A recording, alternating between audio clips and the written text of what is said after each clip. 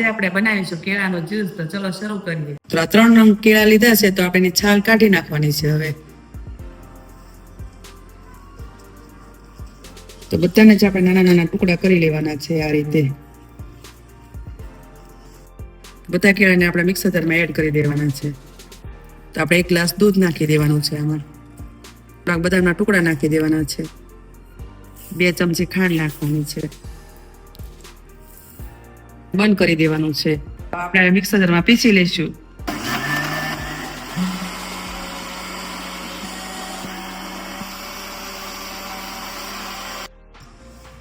તો આપણો કેળાનો જ્યુસ બનીને રેડી થઈ ગયું છે. તમને આ વિડીયો જોવો ગમ્યો હોય તો લાઈક કરો, શેર કરો અને સબસ્ક્રાઇબ કરજો. જ્યુસને હવે બદામથી આપણે ગાર્નિશ કરી લઈએ.